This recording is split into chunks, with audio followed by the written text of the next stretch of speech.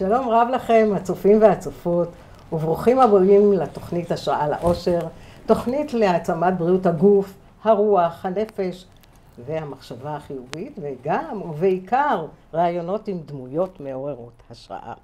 והפעם באולפן, מי שסיפור חייו וסיפור חייהם של הוריו, אביו שאול ואימו רבקה, יכולים, או בעצם כבר מהווים השראה לבמאים ולכותבים ליצירת סרטים גדולים ומחזות, ותיווכחו בכך. ואורחנו הוא משה חרמץ. בקיצור, שבקיצור נגיד שאתה מרצה ומדריך שנים רבות בנושא שואה ותקומה. אז שלום לך משה. בוקר טוב. ותודה רבה שבאת לאולפן שלנו. סליחה. וכבר התחלנו להגיד שאנחנו מתחילים עם ההורים, או בעיקר מתמקדים בהורים, כן. אז אתה רצית להתחיל באבא, או בבית שגדלת. כן, אני רציתי להתחיל באיזושהי אנקדוטה שפתחה לי עולם. אני מלווה הרבה שנים משלחות לפולין. לפני שנים אני מגיע לפולין, זו הקבוצה של תלמידים, לרוב אני יוצא עם אנשים מבוגרים, ושם באושוויץ יש מדריך פולני שמלווה אותנו. זו ההנחיה. בקיצור, מצרפים אלינו, מצוותים לנו מדריכה פולניה, ואני צריך להציג לה לאן אני הולך. ואני אומר לה באנגלית העילגת שלי, מה עם התחנות? ואז היא שומעת את האנגלית ואומרת לי, אתה יכול לדבר איתי בעברית. אני ככה מסתכל עליה, ואני אומר לה, אוקיי, מה התוכנית? ואז באיזושהי הפסקונת אמרתי לה, ככה רציתי לגשש, את יהודייה, בעדינות אני שואל, והיא אומרת לי, לא. והיא מדברת עברית כזה יפה, ואני שואל אותה, מה? היא אומרת לי, סיפור. מה הסיפור? הסיפור שהיא ילדה קטנה, גרה 1.5 שעה בערך מרחק מאושוויץ. בתור ילדה קטנה, ליד הבית שלה היה בית עלמין יהודי, והיא שואלת את אבא, מה זה? אז הוא אומר לה, זה בית עלמין של יהודים. מה זה יהודים? הוא אומר לה, יהודים היו כאן פעם ומתו מלחמה. והיא אומרת, ומה כתוב על המצבות? הוא אומר לה, מאיפה אני יודעת? מאיפה אני יודע? עכשיו, בגלל הסיפור הזה, אותה בחורה, אז היא ילדה, נערה, מחליטה שאם אבא לא יודע, אז היא תלמד אותיות בעברית. היא לומדת אותיות בעברית, היא מתחילה להתחבר. השורה התחתונה, תואר ראשון, תואר שני, לימודי עם ישראל, שם בקרקוב. ונוצר איזשהו קשר בינינו, והיא נכנסה לסיפור היהודי ככה. ואז באיזשהו שלב אמרתי לה, תשמעי, יש לי בקשה אלייך. את כאן מדריכה באושוויץ, באמת שאני לא יודע, כמעט כלום. אבא נפטר כשהייתי ילד בן 11.5, ובעצם אני לא יודע שום דבר. במשפחה אנחנו לא יודעים כלום. אני יודע שהוא היה באושוויץ, אני זוכר שהיה לו מספר, אני אפילו לא יודע מה המספר, אני זוכר שזה היה 4 אותיות ואת האות בי לפני כן. אם את יכולה עם הקשרים שלך איכשהו לברר לי. עופרה, את לא תאמיני. כעבור מספר ימים וואטסאפ. היא אומרת לי, תקשיב טוב. תקשיב טוב. קודם כל שתבין שזה שמצאתי איזשהו מידע, זה נדיר שבנדירים.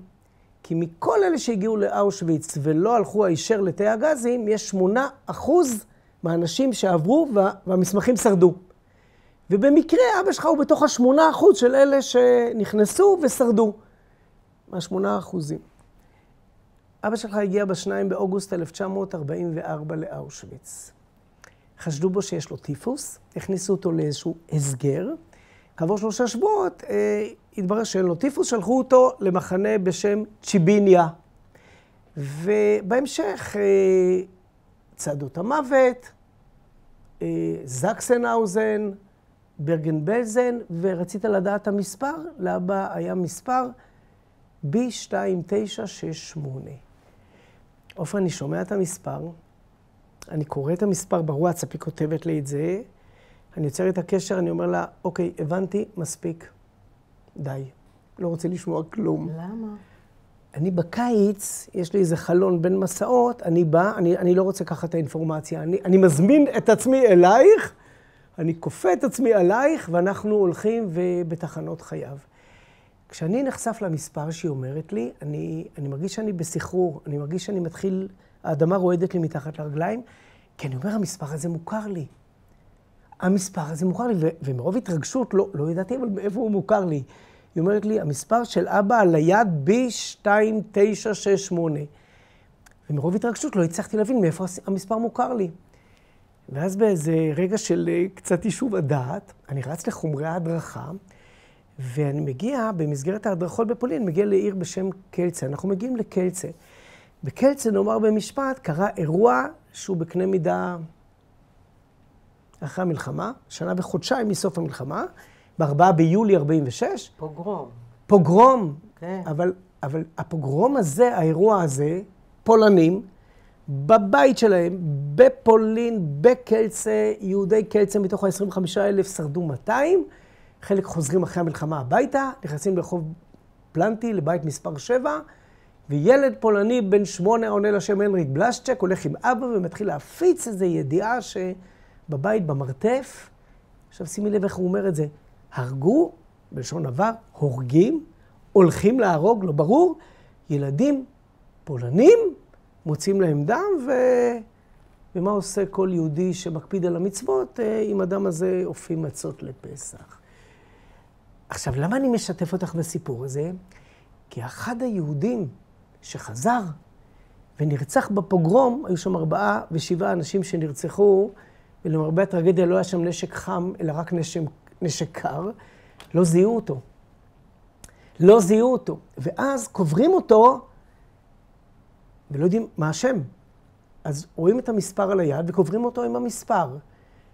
אני לא מכיר, זה לא אומר שאין, אבל אני לא מכיר עוד סיפור שקוברים בן אדם בפולין, והייתי בהרבה בתי עלמין בפולין, עם המספר על היד.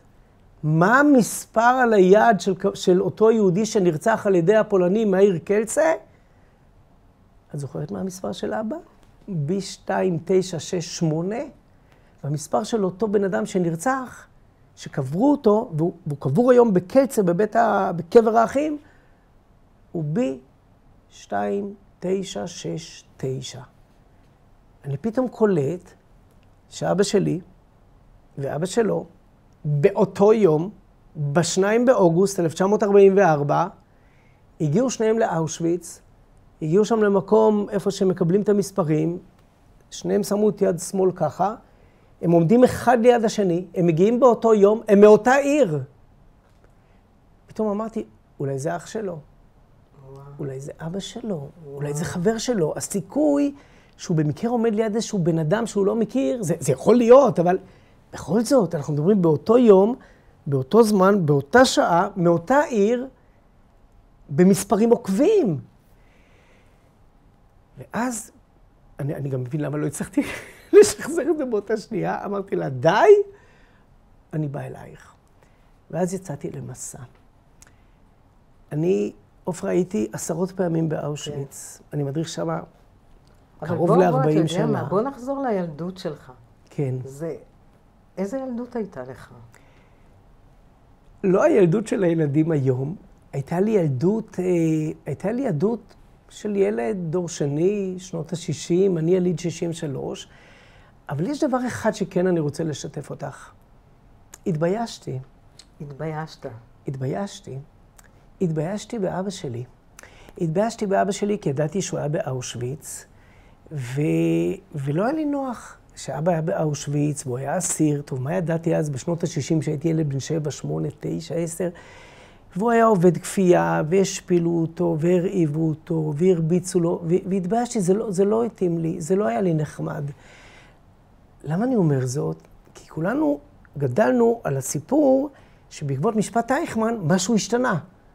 והיחס לנספים, והיחס לניצולים, וזה נכון, אבל זה לא מהיום למחר. אף אחד לא ייקח לי את הזיכרון ילדות שאני מתבייש, ואני יליד 63. זאת אומרת שאני נולדתי שנה אחרי שכבר תלו את אייכמן. אייכמן תלו אותו ב-1 ביוני 62. ואיזה בית היה לכם? בית שעל הדברים האלה לא מדברים. עכשיו, מה שהתברר לי, לא, יש מושג שנקרא השתיקה הגדולה. הורים לא דיברו איתנו, וזה מאפיין את כל הדור השני. למה לא דיברו? קודם כל, אתה רוצה לגדל ילד נורמלי, אתה לא מספר לו, אתה לא משתף אותו. אז זה הדבר הבסיסי, אבל אתה לא, יש כאלה שלא האמינו, יש כאלה שהסתייגו, יש איזו עדה אחת במשפט אייכמן, שכשגדעון האוזנר בא אליה, היא אומרת לו, אני לא מדברת, הוא אומר לה, למה? אז היא אומרת, כשאני מספרת לילדים שלי את הסיפור שלי, שנפלה לבור ונשארה בחיים, אני רואה ניצנות של אי אמון בעיניהם. וזה היא אומרת לגדעון האוזנר ב-1961. בוא נראה תמונה של האבא. עכשיו, התמונה הזאת, את מבינה שאין לי תמונה מוקדמת מהתמונה הזאת. כי אבא, שהיה באושוויץ, ואחרי זה נראה אותה.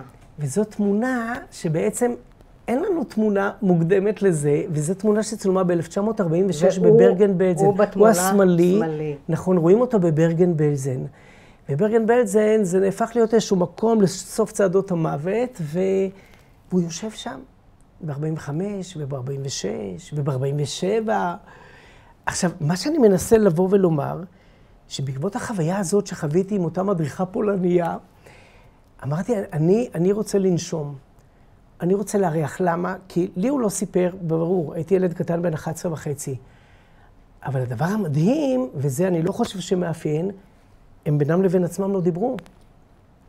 עופרה, אמא ואבא, שהייתה מערכת יחסים טובה, הם לא מדברים על זה.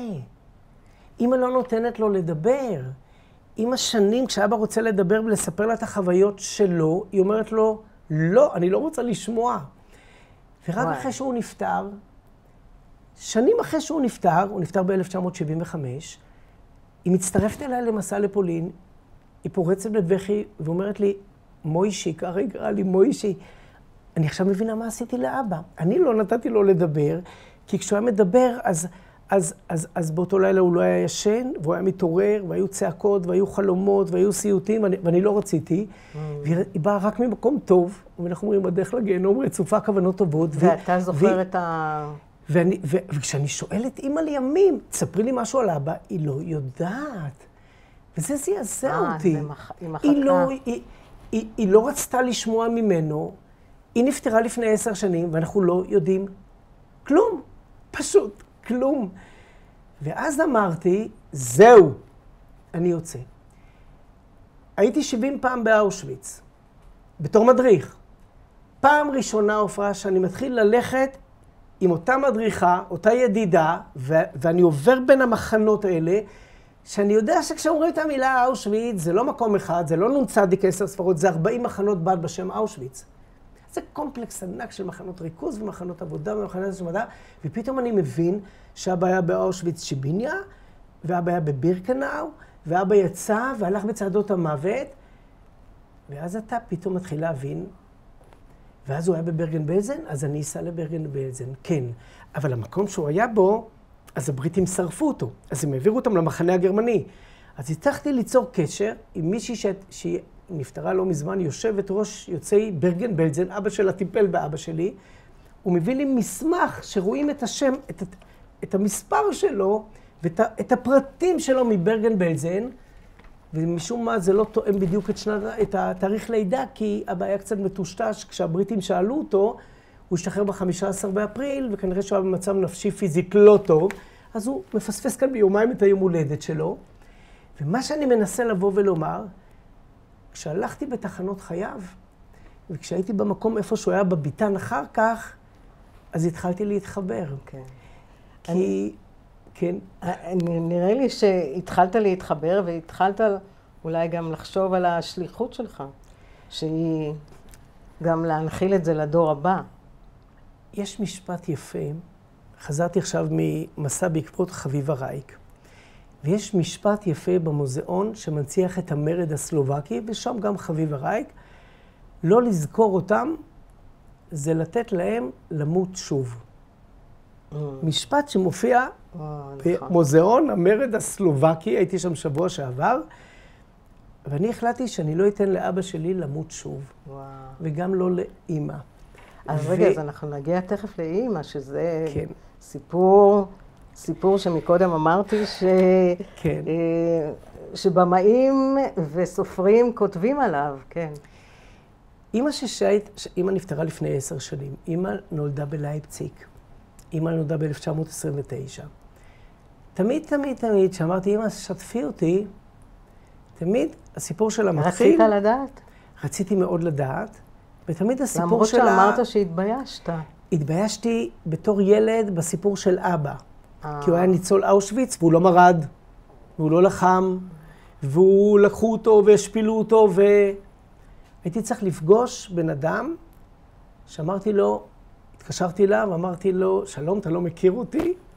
קוראים לי משה חרמץ, הוא אומר לי, חרמץ? אתה הבן של שאול? ואז אני שומע שתיקה, ואני אומר לו, הלו. הוא אומר לי, אני לא יכול לדבר איתך. תבוא אליי, וניתק לי את הטלפון. ואני נוסע אליו, ואני דופק בדלת, ופותח לי אדם מבוגר את הדלת, והוא עומד מולי, ואני רואה בעיניים, הוא חודר אותי, הוא מסתכל עליי והוא לא רואה אותי. ודקה, ולא נעים לי, אני עומד בדלת, הוא מסתכל והוא ממלמל, אתה כל כך דומה לו, אתה כל כך דומה לו. והוא בכלל לא רואה אותי, הוא רואה את אבא שלי, וכנראה שאנחנו קצת דומים. והוא מזמין אותי אליו לבית, ורק הוא אומר לי, אחרי שעה וחצי שהוא מספר את הסיפור שלו, ולא נעים לי לעצור אותו, הוא אומר לי, ואז אני רץ, ואנחנו באושוויץ, ואני נכנס לאיזשהו ביטן, ורץ אחריי גרמני, והוא יושב שם איזשהו בחור, והוא אומר לי, אני אעזור לך, והוא שם עליי רמות קש, והוא יושב למעלה, ואני רועד מפחד, ונכנס הגרמני ושואל, ראית כאן מישהו? ואותו בחור צעיר שיושב שם, הוא אומר לו, אין כאן אף אחד, אתה יכול לחפש. אז הוא מתחיל לבכות, והוא אומר, אתה מבין שאבא שלך לא עזר לי? אתה מבין שאבא שלך הציל אותי? אתה מבין שאם היו מוצאים אותי שם מתחת לרמת הקש, אתה מבין שזה הסוף שלי וזה הסוף שלו, והוא יושב, וזה קור רוח, והוא אומר לו, אין כאן אף אחד, אתה יכול לחפש. היום אני מתבייש באבא, היום שאני הולך לשם, אני מרגיש כאילו צומחות לי כנפיים, אני מרגיש כמו איזה טווס, אני מרגיש, כי אבא הציל חיים שם באושוויץ. אני חוזר רגע לאמא, תמיד שביקשתי ממנה, אז תמיד הסיפור התחיל שילדה בת 10, והגרמנים נכנסים אליהם הביתה, ושוברים והורסים, והם רצים שם לעליית הגג, ואמא שמה יד על הפרק שלו, תוציא הגה ותסגיר את המשפחה. אז היא אומרת לי, והיא שומעת מהומה, והכל שם נהרס, והיא אומרת לי, מיד אחרי הקריסטלנחט, ליל הבדולח, שלחו אותי במסגרת שנקראת קינדר טרנספורט, זה משלוח הילדים מגרמניה לאנגליה. כן.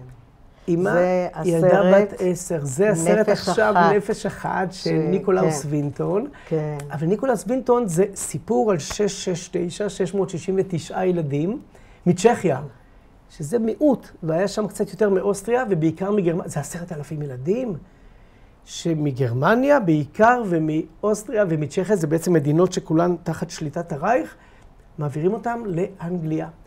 אמא הגיעה לאנגליה שבוע לפני. מוצאים להם משפחות שם, או בתי... עכשיו, מה זה מוצאים להם משפחות? עופרה, מוצאים משפחות, אבל יש כאלה שלא מוצאים להם משפחות, ויש שם תיאורים וסיפורים, איך שהם יושבים, כמו, הם מדמים את זה לחנות לחיות מחמד, שעוברים שם הבריטים, ואת תבוא איתי, בדרך כלל העדיפו בנות וילדות צעירות, ואמא הייתה ילדה בת 10, ובוחרים אותם ושולים אותם, ולוקחים אותם לבתים. אמא הייתה במוסד, את יודעת המחשבה הזאת שאף אחד לא רצה אותה, ואף אחד לא בחר בה, ואני לא יודע למה בא לי לבכות, רק מהמחשבה הזאת שיושבת ילדה בת 10, יש לי היום נכדה בת 7.5, אז אני יכול להתחבר לזה, והיא מחכה שמישהו אולי יבוא ויאסוף אותה, ואז היא מגיעה למוסד עם 15 בנות ועשרה בנים, אבל הדבר ההזוי, שהיא אומרת לי, אני זוכרת קצת מה היה לפני, אני זוכרת מה היה אחרי, אבל מי לקח אותי לרכבת? מי לקח אותי לרכבת? הרי ההורים שלה ברחו ישר לבלגיה, זה שבוע לפני פרוץ המלחמה. מה, אני לא הולכת לבד, ילדה בת 10 עם השם שלה, עם הטאג הזה ועם המזוודה הקטנה. וזה ליווה אותה כל החיים. אז בוא נראה, אתה יודע מה, בוא נראה קטע מסיפורי עדות. מפרויקט מדהים של עזרא דגן ועירית, אשתו, שזה תיאטרון עדות, שלקחו ניצולים, הם עוברים ממקום למקום, ולוקחים תלמידים, כיתות י' בארץ, אמא גרה בירושלים, ותלמידה בשם שיר, לומדת ומלווה את אמא במשך חודשים, ומשחקת ומביאה את הסיפור שלה, את הטראומה שהיא סיפרה לה, מי לקח אותה לרכבת? המוטיב הפרידה, שזה נמחק לה, כי דיברתי עם עשרות אם לא מאות ניצולים. עופרה, הסיפור הזה של הפרידה, זה דבר שנחל בזיכרון כמעט לכל הניצולים. הם מתארים את רגע הפרידה. לאמא, בצורה פרדוקסלית, זה נמחק מהזיכרון. אני לא יודע, לא למדתי פסיכולוגיה, אבל זה נמחק לדבר הזה, כי מישהו לקח אותה, זה לא אבא ולא אמא, שהם כבר ברחו לבלגיה, מישהו לוקח אותה, והיא לא יודעת מי לוקח אותה, ועולה ילדה, ועושה את המסע מלייפציג ללונדון, לבד. הם עד היום לא השתחררו מזה. כן. הם עד היום לא השתחררו, אתה מדבר מהקינדר טרנספורט, אבא ואמא לא שולחים ילד, אבל הם הצילו אתכם. אבל אבא ואמא לא שולחים את הילד שלו, אבל אתם מבינים שהם לא היו מוצאים אתכם, אז לא הייתם בחיים. נכון, אבל אמא לא שולחת את הילדה שלה. אתה שומע רעיונות עם ניצולים היום, אנשים מבוגרים, עשרות שנים אחרי. זה שהם כעסו אז, זה ברור, אבל היום, כן. יש סרט שנקרא בזרועות זרים. בזרועות זרים. כאילו, אתה שומע שם עדויות, הם לא השתחררו מהטראומה. ולאמא, הטראומה מחכה לה את הזיכרון הזה של רגע הפרידה. אז הנה, אמא מתארת את והתלמידה שם צריכה להעביר את זה כאילו, מי ליווה אותי? למה שלחת אותי? למה לא לקחת אותי איתך לבלגיה שם? ילדה בת 10, אחת מתוך 10,000. כן. בואו נראה את הקטע הזה.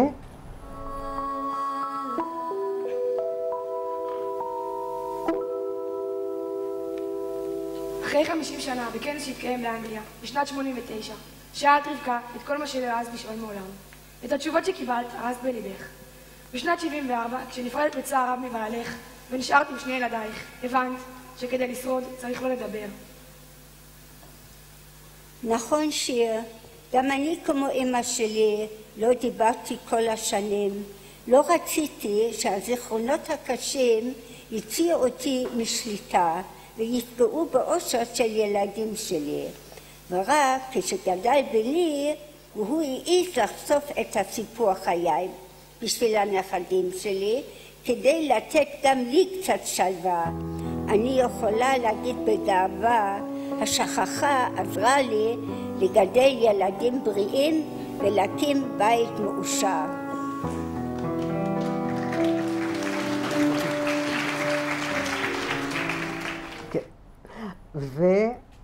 ואנחנו כאן, בארץ. ואתה מחליט, שמה? שיותר... ואני מחליט... זה לא יסופר הסיפור, מה שנקרא. כן, אבל אני רוצה לומר כאן מסר נוסף.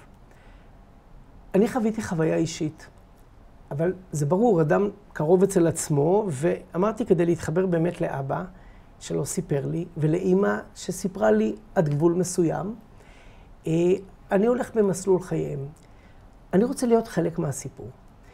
אז אני אסע למקומות, ואני אריח, ואני אגע, ואני אפגש, ואני אמשש, ואני אפעיל את כל החושים, כי לא מספיק לי לשמוע את הסיפור בהקלטה, או לקבל איזשהו מידע. כן. אני מתעסק הרבה שנים בהדרכה, קרוב ל-40 שנה, וכשאתה רוצה להתחבר לאירוע, ובעיקר לדמות, או לאירוע דרך הדמות, אני לא מכיר משהו אחר. אני לא מכיר משהו אחר מאשר ליצור הזדהות שנהפכת לזהות. בשנים האחרונות, קרוב ל10 שנים, אני לוקח דמויות שהן כבר לא קשורות רק אל האישית. אבא זה אבא ואמא זו אמא. אבל אני לוקח דמויות כמו ראול ולנברג, או חנה סנש, או הזכרתי את חביב הרייק, ואני באמת מאמין, זה לא מאמין, זה הרבה מעבר למאמין, שכשאתה רוצה להתחבר לדמויות ולקחת מהם משהו, תיכנס באמת לנעליים שלהם. להיכנס לנעליים זה ללכת במסלול חייהם, זה להגיע למקומות. אני רוצה לראות, כשחנה הייתה ילדה, מה היא ראתה כשיצאה מפתח ביתה. אני רוצה להגיע לתיכון שלה, אני רוצה לראות את הכיתות. אז הגעת לתיכון שלה? הגעתי? מה זה הגעתי? הגעתי איפה לתיכון. התמונה? תשמעי, אני נפגש עם מנהל התיכון שלה, כן. ואני אומר לו, אתה יודע, הייתה כאן תלמידה, הוא לא כל כך ידע, למרות שאבא שלה היה סופר הונגרי, ידוע בשם בלה סנש, אבל המנהל לא ידע, ואנחנו מתחילים לנבור שם במחשב, ואני רואה תמונת מחזור של חנה, ב-1938-9, זמן קצר, וכתוצאה מהתמונה הזאת, היום בתיכון, תלו את התמונה. התמונה נמצאת שם בפרוזדור בכניסה. רואים שם למטה את חנה שם, כן, סימנתי את זה עם החץ. סנש אנה, אנה סנש. זה 1938, 1939. זה רגע לפני שהיא עולה. היא עולה בספטמבר 39, ממש שלושה שבועות אחרי פרוץ המלחמה. אז אני רוצה להיות בתיכון, ואני רוצה להיות בבית שלה. הבית לא נמצא, אבל יש שני בתים ליד. ואני רוצה ללכת לבית סוהר, ואני רוצה לראות, היא ישבה ב7 בתי סוהר, ואני רוצה לראות איפה היא נרצחה, ואני רוצה לראות איפה היא נקברה, ואני רוצה, כן. ואז אני מרגיש שאני איתה. אני מתחבר אליה, אני נושם אותה. אני על הצדדים היפים, ועל הצדדים היותר יפים, ועל הצדדים היותר בעייתיים, ואני נושם אותה, והשאלה מה אני לוקח ממנה היום. הנה, אנחנו מתקרבים ממש לסיום התוכנית שעברה ביעף. ומה בעצם היית רוצה שילמדו מהתוכנית הזאת? שאין קיצורי דרך, ושאנחנו רוצים לחבר היום את הילדים שלנו, ואת הנכדים, ובכלל את התלמידים, את המודרכים, את החיילים. אין קיצורי דרך, אנחנו צריכים להתחבר. ולך באופן אישי, מה היית עוד רוצה? הייתי רוצה שאחרי שאנחנו מתחברים, אנחנו נעביר את זה הלאה, כי אני אומר לכל אחד מילדיי, 4 ילדים שהתחתנו, האחרונה התחתנה עכשיו נטע, יש משפט, חוסך שבטו שונא בנו. בפשט, מי שלא מכה, חוסך שבטו, לא, אני לוקח את זה למקום אחר. חוסך שבטו, מי שחוסך מהילדים שלו את השבט שלו, את המשפחה שלו, את המורשת שלו, הוא שונא את הבן שלו. כן. וכדי לאהוב את הילדים, אתה רוצה להעביר להם את המורשת, אתה צריך לעבור את החוויה. אין קיצורי דרך. אתה עובר את החוויה, ואז אתה אולי מצליח להדביק את הסובבים אותך. כן. אז אתה חושב שזה סיפור אופטימי? מאוד, מאוד. אני פונה עכשיו לכל הדור השני שאני נמנה עליו, לצאת למסע הזה, לצאת למסע וללקט את הדברים, ולא רק לשמוע איזו הקלטה שהרבה פעמים ההורים שלנו דיברו עם הנכדים שלהם, לעשות את המסלול, לעבור איתם את תחנות חייהם, ללקט, זה פאזל שלא נגמר, ואז אני מרגיש שכשאני מספר לילדים שלי, אז הם אחרת, הם מסתכלים עליו אחרת, כי אף אחד לא מכיר מהילדים שלי, כי הוא נפטר כשאני הייתי בן 11, אבל ואז כשאתה עולה לקבר שלו, אז אתה לא עומד ליד המצבה, אתה רואה את המורשת, אתה רואה את הסיפורים שאתה... כן, יש בזה המון אופטימיות. יפה. כן. אז בדברים האלה שלך, משה חרמץ, אנחנו מסיימים. אז תודה רבה לך. תודה לך. על שעה מרתקת. תודה. תודה רבה. והנה, אתם רואים, יש דברים באמת יפים ומהירים, וכדאי ללכת לאור הדור הקודם. אז עד כאן התוכנית הזאת, והיו בטוב, היו באור.